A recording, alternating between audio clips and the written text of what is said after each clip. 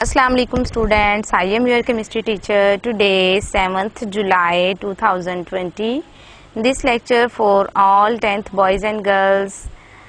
उम्मीद करती हूँ कि आप लोग जो हैं वो सारे ठीक ठाक होंगे. ठीक है, चैप्टर नंबर 11 हम लोग पढ़ रहे हैं और इसका जो है वो टॉपिक आज आप लोगों ने पढ़ना है. बहुत इंटरेस्टिंग टॉपिक है और बहुत आसान सा टॉपिक है और हर एक में जो है वो आप लोगों का सेम सा है. ठीक है, कि मुश्किल नहीं है. तो टॉपिक है आज आप लोगों का functional group. Topics which will be discussed today are functional group. ठीक है, सबसे पहले जो है वो आप लोगों ने फंक्शनल ग्रुप की डेफिनेशन लिखनी है. उसके बाद जो है वो फंक्शनल ग्रुप आ जाते हैं.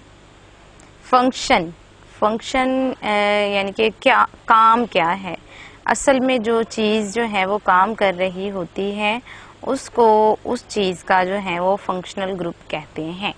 ठीक है, तो इसी तरह से जो कंपाउंड है, जो उनकी क्लासेस जैसा कि मैंने बताया, तो उन क्लासेस का भी जो है वो एक फंक्शनल ग्रुप है जो कि उनको एक ख़ास जो है वो प्रॉपर्टीज़ जो है वो देता है, एक ख़ास जो है वो निशानदही देता है जो कि बाकियों से उनको अलहदा करती है.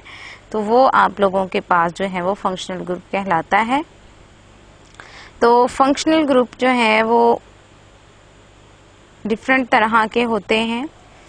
सबसे पहले हम लोगों ने पढ़ना है फंक्शनल ग्रुप, ऐसे फंक्शनल ग्रुप जिसमें containing carbon, hydrogen and oxygen. ऐसे फंक्शनल ग्रुप के जो कि मुश्तमिल होते हैं कार्बन पे, हाइड्रोजन पे और ऑक्सीजन पे. ठीक है, ऐसे फंक्शनल ग्रुप जो है वो अब हम लोगों ने सबसे पहले पढ़ने हैं, जिनमें आप लोगों के पास जो है वो आ जाते हैं अल्कोहलिक ग्रुप है, उसके बाद एल्डिहाइडिक ग्रुप है, कीटोनिक ग्रुप है, कार्बोक्सिल ग्रुप है या कार्बोक्सिलिक एसिड ग्रुप भी कह सकते हैं, ईथर लिंकेज है और एस्टर लिंकेज है. ये इन तमाम फैमिलीज के कंपाउंड में कार्बन, हाइड्रोजन और ऑक्सीजन ही होती है. सिर्फ उनकी जो है वो अरेंजमेंट डिफरेंट होती है जिसकी वजह से उनकी फैमिली जो है वो डिफरेंट होती है. ठीक है, उसके बाद functional group containing carbon, hydrogen and nitrogen. ऐसे कंपाउंड जिनमें ऑक्सीजन नहीं होती, ऑक्सीजन की जगह पे नाइट्रोजन होती है. कार्बन, हाइड्रोजन और नाइट्रोजन उनके जो है वो मेन कंपोनेंट्स होते हैं. उसके बाद functional group containing carbon, hydrogen and halogens के ऐसे कंपाउंड भी हैं हमारे पास जिनमें कार्बन, हाइड्रोजन और हैलोजन्स होती हैं. जैसा कि आपने चैप्टर नंबर 8 में 9th क्लास में पढ़ा था, हैलोजन्स की डेफिनेशन याद करें तो ज़रा. हैलोजन्स जो है वो आप लोगों ने पढ़ी थी कि ग्रुप नंबर जो है वो आप लोगों का 17 जो है वो हैलोजन्स कहलाती हैं, जिसमें फ्लोरीन, क्लोरीन, बोरोमीन, आयोडीन, एस्टाटीन आती हैं. याद आया आप लोगों को? तो ये आप लोगों के पास हैलोजन्स कहलाती हैं. ठीक है, ये आज हम लोगों ने पढ़ना है कि इनकी अरेंजमेंट जो है वो किस तरह से होती है कि ये एक दूसरे से अलहदा जो है वो एक फैमिली के तौर पे जाने जाते हैं या एक अलहदा क्लास के तौर पे जाने जाते हैं. वो हम लोगों ने आज जो है वो इसको जो है वो डिस्कस करना है. सबसे पहले आ जाता है functional group. Definition of functional group. Functional group की तारीफ करनी है आपने. अब फंक्शनल ग्रुप की तारीफ क्या है? एन एटम और अ ग्रुप ऑफ एटम्स और प्रेजेंस ऑफ डबल और ट्रिपल बॉन्ड. एक एटम या एटम का ग्रुप, उनकी मौजूदगी जो है या फिर डबल बॉन्ड की और ट्रिपल बॉन्ड की मौजूदगी, विच डिटरमिन जो कि डिटरमिन करते हैं यानी कि शिनाख्त करते हैं the characteristics property of an organic compound.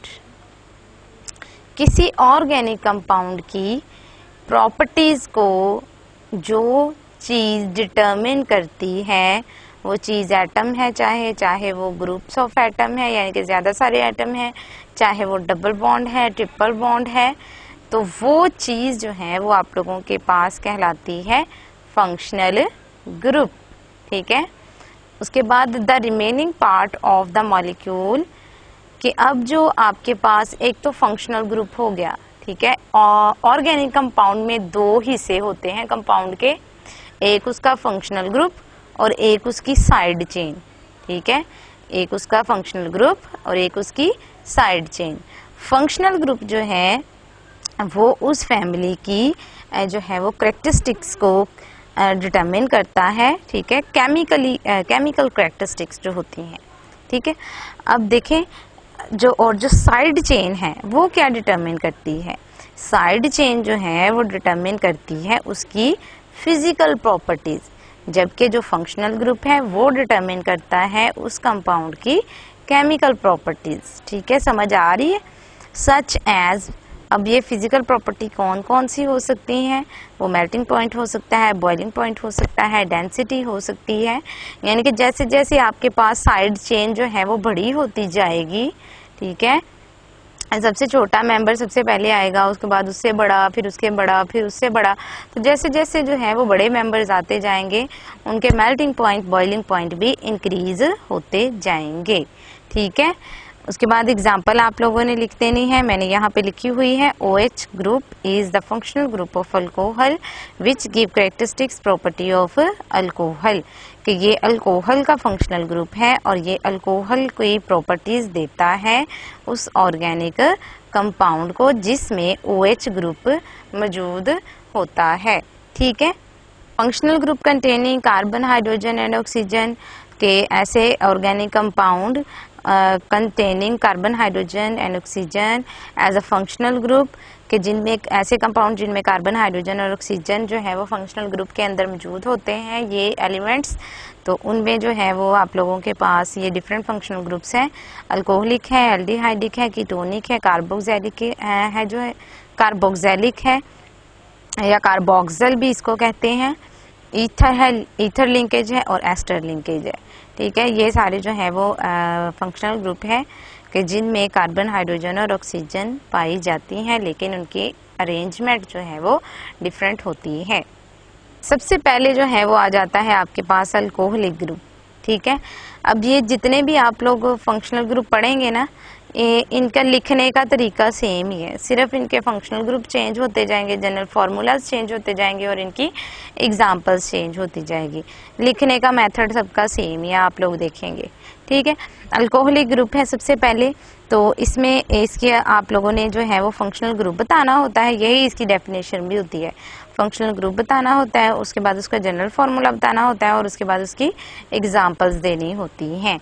ठीक है, तो अल्कोहल का जो है वो फंक्शनल ग्रुप जो है OH होता है, हाइड्रोक्सिल ग्रुप जो है वो होता है कि, और the functional group of OH is /OH। ये जो आपके पास स्लैश सी लगाई हुई है, लाइन सी लगाई हुई है, ये बॉन्ड है। ठीक है, कि ये फ्री बॉन्ड है, कि ये जो है वो जो भी कंपाउंड होगा, जो भी उसकी साइड चेन होगी उसके साथ जो है वो अटैच हो जाएगा, तो ये वो कंपाउंड फिर कहलाएगा अल्कोहल। ठीक है, कि जिस कंपाउंड में आपको OH ग्रुप नजर आएगा वो आपके पास अल्कोहल कहलाएगा। Their general formula is ROH। अब हमने इसके साथ जो है वो R अटैच कर दिया है। अब ये R क्या है? R जो है वो कोई भी अल्काइल ग्रुप हो सकता है, जैसे आप लोगों ने अल्काइल की फॉर्मेशन में पढ़ा, अल्केन, मीथेन में से एक हाइड्रोजन हटाई CH3 और फ्री वैलेंसी जो आप लोगों ने छोड़ी उसके साथ, तो ये बन गया मीथाइल। अब जो आपने फ्री वैलेंसी छोड़ी है उसके साथ OH ग्रुप लगा दें तो बन जाएगा मीथाइल अल्कोहल। समझ आ रही है? Methyl alcohol. इसी तरह से अगर आप लोग जो है वो ईथेन में से एक हाइड्रोजन हटा देते हैं तो बन जाता है ईथाइल। अब उस ईथाइल के साथ जो है वो आप OH ग्रुप लगा दें तो बन जाएगा ईथाइल अल्कोहल। ठीक है, अब ये देखें सामने आप लोगों को एग्जांपल नजर आ रही हैं, CH3OH methyl alcohol, CH3CH2OH ethyl alcohol, CH3CH2CH2OH propyl alcohol, ठीक है। और उसी तरह से जो है वो प्रोपेन का एक और रेडिकल, यानी कि प्रोपेन के 2 रेडिकल्स होते हैं, जैसे आप लोगों ने पढ़ा था एन प्रोपाइल होता है और आइसोप्रोपाइल होता है।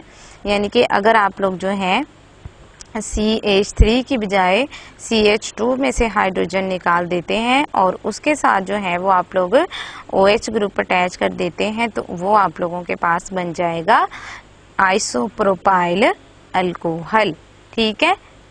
समझ आ गई अल्कोहल वाले ग्रुप की। आती हैं टाइप्स ऑफ अल्कोहल, ठीक है। अब अल्कोहल की टाइप्स कौन कौन सी हैं? अल्कोहल की जो है वो टाइप्स आप लोगों के पास 3 हैं।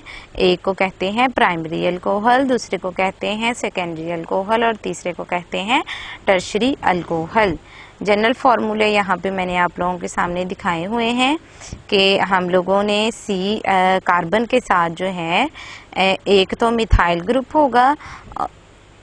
प्राइमरी में जो है वो ये शनाख्त है कि जिसके साथ OH ग्रुप लगा होना है ना, जिस कार्बन के साथ, उस कार्बन के पास 2 हाइड्रोजन होनी चाहिए। जैसे आपको प्राइमरी में नजर आ रहा है ना, कार्बन के पास 2 हाइड्रोजन है और एक तो उसके पास R ग्रुप लगा हुआ है। अब R वो कोई सा भी अल्काइल ग्रुप हो सकता है, ठीक है।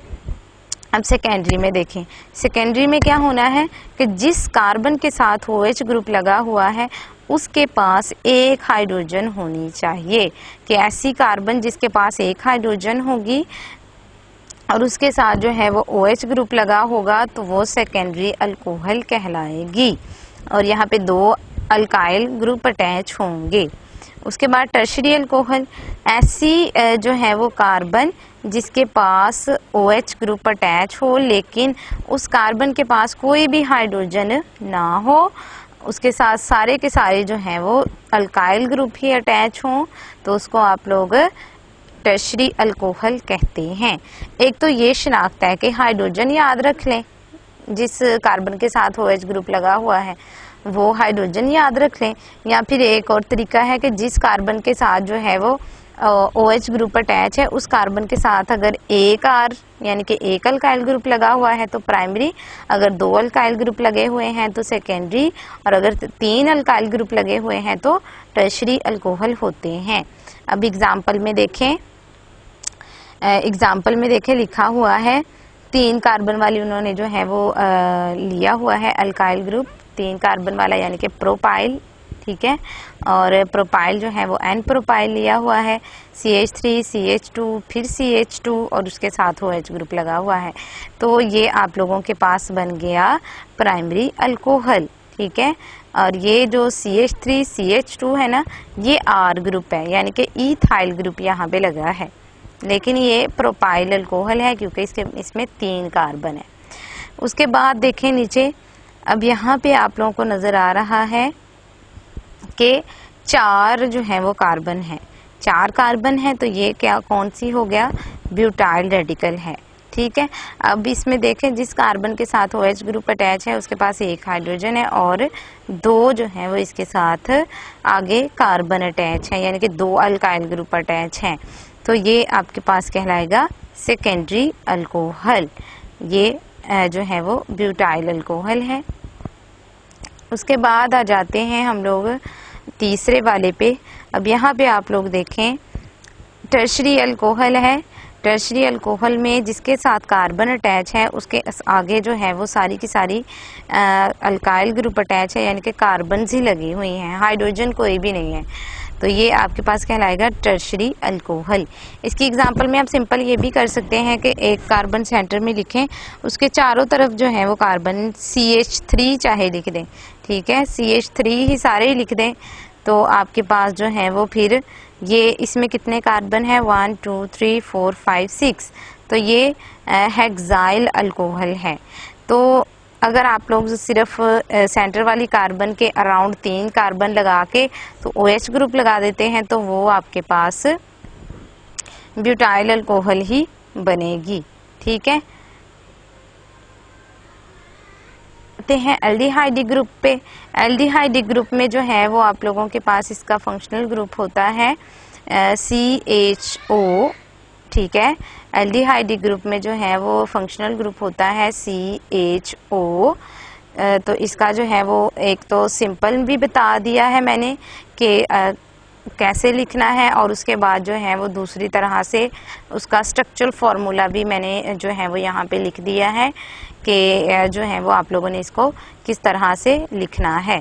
ठीक है, तो यहाँ पे आप लोगों के पास इसका फंक्शनल ग्रुप होता है CHO।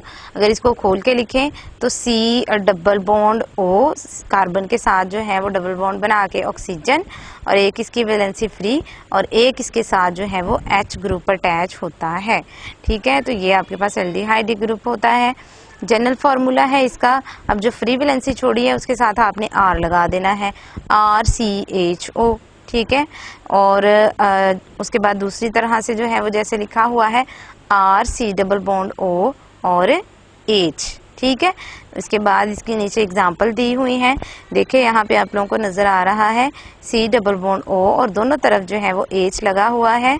अब यहाँ पे कार्बन के जो है वो जो फ्री वैलेंसी छोड़ी है वहाँ पे आप लोग जो है वो R भी लगा सकते हैं और H भी लगा सकते हैं। एल्डिहाइड में जो है वो ऐसा होता है, सिर्फ एल्डिहाइड का जो पहला मेंबर है वो आपके पास फॉर्मएल्डिहाइड होता है।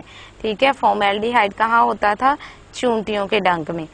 उसके बाद जो है वो आप लोगों के पास एक H की जगह जो है वो दूसरा मेंबर हम लोगों ने एल्डिहाइड का दूसरा मेंबर है, H की जगह हम लोगों ने CH3 लगा दिया, मिथाइल ग्रुप लगा दिया, तो ये बन गया एसिटाल्डिहाइड, एल्डिहाइड का दूसरा मेंबर होता है। कीटोनिक ग्रुप, कीटोनिक ग्रुप बिल्कुल जो है वो एल्डिहाइड की तरह ही है, लेकिन यहाँ पे सिर्फ क्या है कि एल्डिहाइड में CHO जो है वो उसका फंक्शनल ग्रुप था, लेकिन यहाँ पे H नहीं आएगा। ठीक है, यहाँ पे जो है वो आप लोगों के पास सिंपल जो है वो कार्बन की दोनों वैलेंसियाँ जो हैं वो फ्री होती हैं, और यहाँ पे सिर्फ और सिर्फ कार्बोनाइल कार्बन जो है वो मौजूद होती है। ऐसी कार्बन जिसके पास जो है वो डबल बॉन्ड O यानी कि ऑक्सीजन होता है उसको कार्बोनाइल कार्बन कहते हैं। इसके बाद इसका जनरल फार्मूला है, जनरल फार्मूला जो है वो आपके पास RCOR होता है, उसमें था RCOH या RCHO, लेकिन यहाँ पे होता है RCOR, और उसके बाद इसकी जो है वो स्ट्रक्चरल फॉर्म भी यहाँ पे मैंने आप लोगों को दिखा दी है। उसके बाद वर R एंड R, जो अब R जो है वो दोनों R हैं, इसलिए जो है वो हम लोग एक के साथ जो है वो ऐसे छोटा सा जो है वो साइन लगाते हैं डिफरेंट करने के लिए दोनों को। ठीक है, फॉर सम अल्काइल ग्रुप, कि ये दोनों अल्काइल ग्रुप ही हैं, सिर्फ हम उनको डिफरेंट करने के लिए जो है वो इसके साथ हमने छोटा सा जो है वो लाइन सी लगाई है। ठीक है, अदरवाइज जो है वो ऐसा नहीं है कि ये R और है वो R और है, दोनों अल्काइल ग्रुप ही हैं। फॉर एग्जांपल, अब एग्जांपल है इसकी, देखें कार्बन के दोनों तरफ जो है वो CH3 यानी कि मिथाइल ग्रुप अटैच है, और सेंटर में जो है वो कार्बन के डबल बॉन्ड ऑक्सीजन मौजूद है। तो ये है एसीटोन, कीटोन का पहला मेंबर। डाईमिथाइल कीटोन भी इसको कहते हैं, दूसरा नाम है इसका डाईमिथाइल कीटोन। उसके बाद जो है वो अब देखें कार्बन के एक तरफ जो है वो CH3 है, जबकि दूसरी तरफ जो है वो C2H5 है, यानी कि CH3CH2 है, इथाइल है। अब ये क्या बन गया? Ethyl methyl ketone. ठीक है, और इसका नाम लिखते हुए जो है वो यहाँ पे चूंकि दो जो है वो अल्काइल रेडिकल्स हैं, इथाइल भी है और मीथाइल भी है, तो इसका नाम लिखते हुए जो है वो हम इस तरह से लिखते हैं कि जो अल्फ़ाबेटिकली नाम पहले आता है उसको पहले लिखते हैं, और जो बाद में आता है उसको बाद में लिखते हैं। इथाइल में ई पहले आता है इसलिए हम इसको पहले लिखते हैं, और एम बाद में आता है इसलिए हम मिथाइल को बाद में लिखते हैं। इथाइल मीथाइल कीटोन है। Carboxylic acid group, carboxylic acid group भी सेम उसी तरह से है कीटोन की तरह ही, जहाँ पे हम लोगों ने कार्बन के साथ फ्री वैलेंसी छोड़ी है ना एक तरफ, ठीक है, उधर एक तरफ जो है वो आप लोगों ने OH ग्रुप लगा देना है, यानी कि ऐसे ऑर्गेनिक कंपाउंड जिनमें C डबल बॉन्ड O और OH ग्रुप होता है, यानी कि COOH अगर इकट्ठा बोलें तो उसको आप लोग कार्बोक्सिलिक एसिड ग्रुप कहते हैं, और उन कंपाउंड को कार्बोक्सिलिक एसिड्स कहते हैं। ठीक है। उसके बाद इसका जनरल फॉर्मूला है RCOOH, यानी कि जो फ्री वैलेंसी छोड़ी थी उसके साथ R लगा दिया, और इसकी जो है वो स्ट्रक्चरल फॉर्म भी यहाँ पे मैंने लिख दी है, RC⋯O और OH, और R जो है वो ये स्टैंड करता है फॉर H और सम अल्काइल रेडिकल, कि यहाँ पे R की जगह जो है वो H भी लगा सकते हैं, और जो है वो आप लोग कोई सा भी अल्काइल रेडिकल भी अटैच कर सकते हैं। अब देखें H लगाया तो बन गया फॉर्मिक एसिड, ठीक है। फॉर्मिक एसिड जो है वो चूंटियों के डंक के अंदर होता है। उसके बाद जो है वो आप लोगों के पास आ जाता है एसिटिक एसिड। H की जगह आपने CH3 लगा दिया, यानी कि मीथाइल जो है वो रेडिकल लगाया, तो बन गया एसिटिक एसिड, जो कि विनेगर होता है, यानी कि सिरका। के बाद आ जाता है ईथर लिंकेज। ये अल्कोहल के नीचे दी हुई है, मैंने जो है वो इसलिए इसको एंड पे ले आई क्योंकि एस्टर लिंकेज एंड पे थी, तो ये लिंकेजेस जो है वो मैंने इकट्ठी लिख दी है, ठीक है। तो ईथर लिंकेज है, फंक्शनल ग्रुप इसका होता है COC, ठीक है, कि दोनों तरफ ऑक्सीजन के जो है वो सिंगल बॉन्ड के साथ कार्बन अटैच होती हैं। इसका फंक्शनल ग्रुप जो है वो COC है, जबकि इसका जनरल फॉर्मूला ROR है, यानी कि C जो है वो आप लोगों के पास अल्काइल ग्रुप ही होता है, अल्काइल ग्रुप के लिए इस्तेमाल करते हैं। तो उसके बाद जो है वो आप लोगों के पास इसका जो है ओपन फॉर्म भी दिखा दी है, ROR, और R और R जो है ये दोनों अल्काइल ग्रुप हैं, और ये दोनों सेम भी हो सकते हैं और दोनों डिफरेंट भी हो सकते हैं। जैसे कि एग्जांपल में आप लोगों ने यहाँ पे देख रहे हैं कि स्ट्रक्चरल फॉर्म लिखी हुई है, ठीक है, आप लोग जो है वो कंडेंस फॉर्म में लिख सकते हैं, यानी कि आप CH3OCH3 भी लिख सकते हैं, ठीक है। अब पहला जो है वो एग्जांपल है CH3OCH3, यानी कि दोनों तरफ CH3 है, तो बन गया डाई मिथाइल ईथर। उसके बाद दूसरी एग्जांपल, एक तरफ ऑक्सीजन के CH3 है और एक तरफ जो है वो C2H5 है, यानी कि एक तरफ मीथाइल है, एक तरफ ईथाइल है, तो ये आप लोगों के पास जो है वो इथाइल मिथाइल ईथर बन जाएगा, ठीक है। उसके बाद आ जाता है आप लोगों के पास दोनों तरफ जो है वो इथाइल ग्रुप अटैच है, तो ये बन जाएगा डाई इथाइल ईथर। समझ आ गई है 10th क्लास? ती है एस्टर लिंकेज। एस्टर लिंकेज का फंक्शनल ग्रुप होता है सेम कार्बोक्सिलिक एसिड की तरह ही है, ठीक है। जहां आपने OH लगाया था ना, वो H हटा देना है। अब आपने इस कार्बन के साथ ऑक्सीजन एक डबल बॉन्ड के साथ अटैच होगी और एक सिंगल बॉन्ड के साथ अटैच होगी, और ऑक्सीजन के आगे फ्री वैलेंसी होगी, ठीक है, कार्बोक्सिलिक एसिड की तरह ही है। तो इसका जनरल फॉर्मूला है RCOOR, जैसा कि कार्बोक्सिलिक एसिड का था RCOOH, ठीक है, और इसकी ओपन फॉर्म भी मैंने यहाँ पे लिख दी है। अब ये R और R जो हैं वो दोनों अल्काइल ग्रुप हैं, ये दोनों सेम भी हो सकते हैं, डिफरेंट भी हो सकते हैं। अब पहली एग्जांपल देखें, R, दोनों R जो हैं वो आप लोगों ने लगा दिए CH3 के कार्बन के साथ भी आपने CH3 लगा दिया और ऑक्सीजन के साथ भी आपने CH3 लगा दिया, तो ये बन गया मीथाइल एसीटेट, ठीक है। दोनों तरफ अगर सेम हो तो हम लिखते हैं मीथाइल एसीटेट। एसीटेट जो है वो लफ्ज इस्तेमाल किया जाता है इनके लिए, एस्टर के लिए। उसके बाद दूसरी एग्जांपल में देखें, दोनों तरफ जो है वो ईथाइल ग्रुप अटैच है, सॉरी ईथाइल नहीं है, दोनों तरफ जो है वो, एक तरफ जो है वो आप लोगों के पास ईथाइल ग्रुप है और दूसरी तरफ जो है वो आप लोगों के पास मीथाइल ग्रुप अटैच है। एक तरफ CH3 है और एक तरफ जो है वो आप लोगों के पास C2H5 है, तो ये बन गया ईथाइल मीथाइल एसीटेट। अगर ये जो है वो दोनों तरफ ईथाइल लगा होता तो फिर आप इसको कहते ईथाइल एसीटेट, ठीक है, यानी कि दोनों तरफ C2H5 लगा होता तो आप इसको जो है वो इथाइल एसीटेट कहते, जैसा कि आपकी बुक के ऊपर एग्जांपल मौजूद है। तो यहाँ पे मैंने ईथाइल मीथाइल एसीटेट की एग्जांपल भी आप लोगों को दिखा दी है, ठीक है। जाते हैं functional group containing carbon, hydrogen and nitrogen. ऐसे जो है वो कंपाउंड जिनमें कार्बन, हाइड्रोजन और नाइट्रोजन भी होती है। The organic compounds containing carbon, hydrogen and nitrogen as a functional group are called amines. के ऐसे ऑर्गेनिक कंपाउंड जिनमें कार्बन, हाइड्रोजन और नाइट्रोजन होती है उन कंपाउंड्स को आप लोग अमाइंस कहते हैं।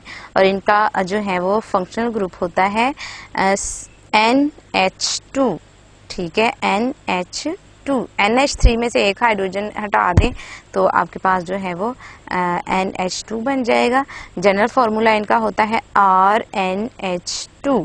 ठीक है, अब N जो है वो इसकी जगह, R की जगह जो है वो आप लोग कोई सा भी अल्काइल ग्रुप अटैच कर सकते हैं। अब देखें पहली एग्जांपल में देखें, R की जगह CH3 लगा दिया, बाकी दो हाइड्रोजन वहीं पे हैं। और ये ऊपर जो डॉट नजर आ रहे हैं आप लोगों को, ये लोन पेयर है। आप लोगों को पता है नाइट्रोजन के पास एक लोन पेयर होता है। तो ये बन गया मीथाइल अमीन। मीथाइल अमीन इकट्ठा बोले तो मीथाइल अमीन पढ़ते हैं। और ये है प्राइमरी अमाइंस। ठीक है, कि ऐसे अमाइंस जिनमें नाइट्रोजन के पास दो हाइड्रोजन हो, या इस तरह से भी कह सकते हैं कि नाइट्रोजन के पास एक अल्काइल ग्रुप हो और दो हाइड्रोजन हो, उनको प्राइमरी अमाइंस कहते हैं। और अब दूसरी एग्जांपल देखें कि हमने नाइट्रोजन का एक H और हटा के उसकी जगह जो है वो मीथाइल ग्रुप अटैच कर दिया है कि अब नाइट्रोजन के पास दो मिथाइल ग्रुप हैं और एक हाइड्रोजन है। तो ऐसे कंपाउंड्स को हम लोग जो हैं वो सेकेंडरी अमाइंस कहते हैं और इसका नाम है डाइमिथाइलामीन। ठीक है, उसके बाद तीसरी एग्जांपल देखें, नाइट्रोजन के पास जो एक हाइड्रोजन बचा था वो भी हमने उतार दिया और उसकी जगह पे CH3 लगा दिया, तो ये बन गया ट्राइमिथाइलामीन और ये है टर्शरी अमाइंस। ठीक है, समझ आ रही है? ये है functional groups containing carbon, hydrogen and halogen. कि अब यहाँ पे कार्बन, हाइड्रोजन के साथ जो है वो हैलोजन मौजूद होगी। The organic compounds having functional group containing carbon, hydrogen and halogens are called alkyl halides. ठीक है, उनको अल्काइल हैलाइड्स कहते हैं कि एक अल्काइल ग्रुप होगा और आगे उसके हैलाइड लगी होगी। अब हैलाइड कौन सी हैं? देयर फंक्शनल ग्रुप, उनका फंक्शनल ग्रुप है RX। एक्स आप लोगों को याद होगा, 9th में भी आपने पढ़ा हुआ है।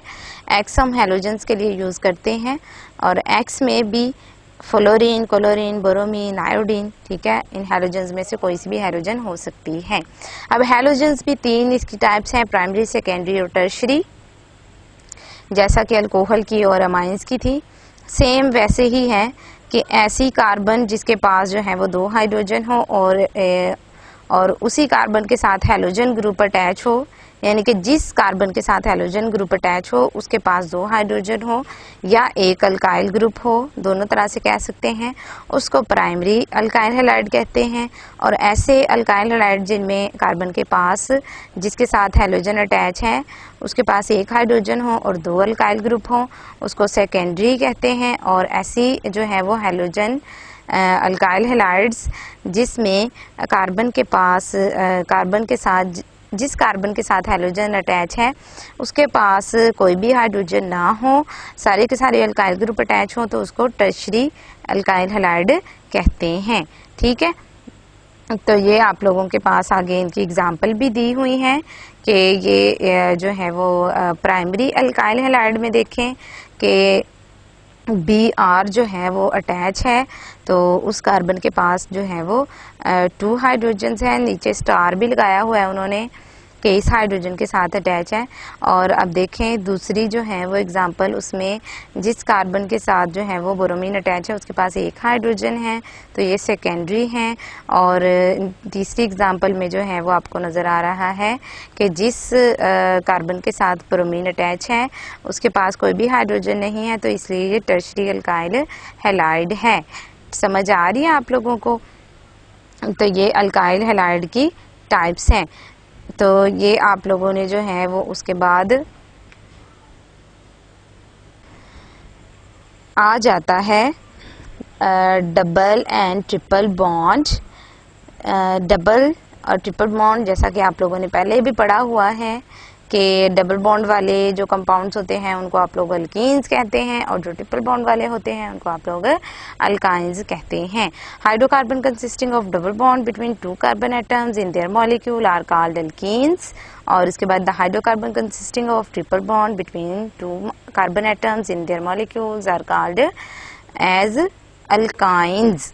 ठीक है, अब ये देखें ऊपर वाली एग्जांपल अल्कीन वाली में कार्बन कार्बन के दरमियान डबल बॉन्ड है, तो ये 2 कार्बन है इसलिए ये ईथीन है।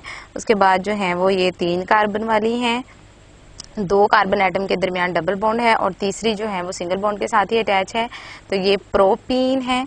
यानी कि जरूरी नहीं है कि हर एक कार्बन के दरमियान डबल बॉन्ड होगा, कोई एक डबल बॉन्ड भी मौजूद होगा तो वो भी अल्कीन की फैमिली में ही आएगा।